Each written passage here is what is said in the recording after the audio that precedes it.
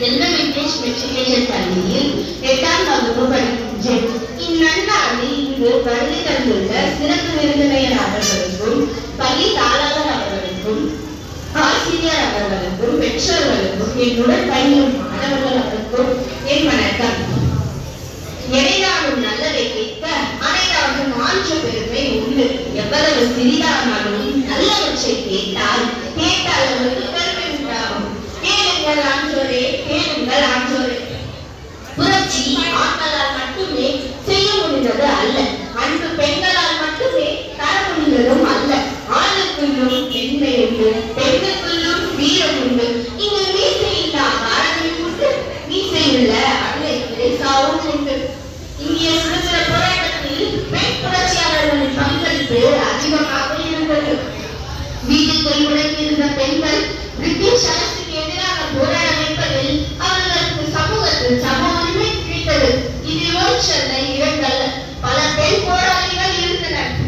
அவர்களில் இந்திய ராணுவத்தை சேர்ந்த கேப்டன் லட்சுமி சாகலை பற்றியும் அவரது சாதனைகளை பற்றியும் எனக்கு தெரிந்த சிலவற்றை சொல்லுகிறேன், கேளுங்கள். யார் அந்த கேப்டன் லட்சுமி சாகல்? யார் அந்த கேப்டன் லட்சுமி சாகல்?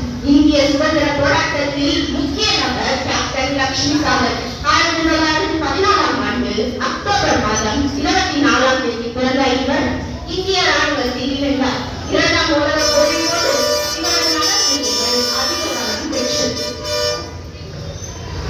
புரட்சியாளராக வாழ்ந்த கேப்டன் லட்சுமி சாகல் எதிர்காலத்தில் ஆஷத் அரசாங்கத்தில் இணைந்து மகளிர் விவகார அமைச்சராக பணியாற்றி வந்தார்.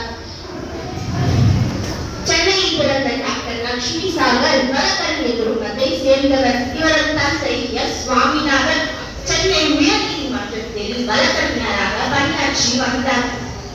குடும்பத்தினரிடமிருந்து கிடைத்த ஊக்கம் லட்சுமி சாகலை தைரியமான பெண்மணியாக மாற்றியது. ராணிமேரி கல்லூரியில் பள்ளி பயின்ற கேப்டன் லட்சுமி சாகல் தீண்டாமை கொடுமை தலைவிரித்து ஆடிய போது பழங்குடியின குழந்தைகளுடன் கைப்பிடித்து விளையாடிய அவர் இந்திய ராணுவத்தில் இணைந்து ஜான்சி ராணி பெண்கள் படைக்கு தலைமை வகித்தார். துப்பாக்கி ஏந்தி இந்திய சுதந்திரத்துக்காக ஒரு புலி போல் செயல்பட்டவர் கேப்டன் லட்சுமி சாகல்.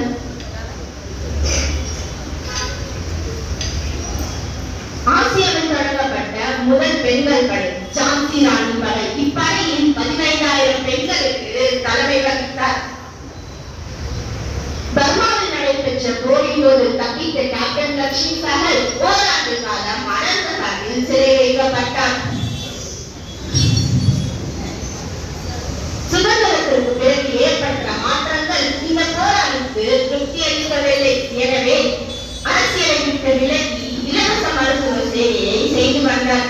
1973இல் வங்கதேச போரின் போது சேவை செய்தார் மற்றும் 1984இல் போபாலில் விசவாயு கசிவுக்கு பிறகு தன் மருத்துவ குழுவுடன் சென்று சேவை செய்து வந்தார். அதே ஆண்டில் நடைபெற்ற சீக்கிய எதிர்ப்பு கலவரத்தில் வெளித்தனமான கும்பலை எதிர்கொண்டார். தன் மருத்துவ மையத்தில் இருந்த அனைத்து சீக்கியர்களையும் ஒரு சிங்கம் போல் நின்று பாதுகாத்தார். பின்பு மாதர் சங்கத்தில் இணைந்து பெண் உரிமைக்காகவும் பிரச்சனைகளுக்காகவும் குரல் எழுப்பினார். இவரது சேவையை பாராட்டி 1998இல் பத்மபூஷன் விருது பெற்றார். 2002 குடியரசுத் தலைவர் தேர்தலில் டாக்டர் அப்துல் கலாமை எதிர்த்து போட்டியிட்டு தோல்வி அடைந்தார். இருந்தபோதும் தன் சேவைகளை நிறுத்தவில்லை. தனது 92வது வயதில் இதய நோயால் பாதிக்கப்பட்ட கேப்டன் லட்சுமி சாகல் ஜூலை மாதம் 12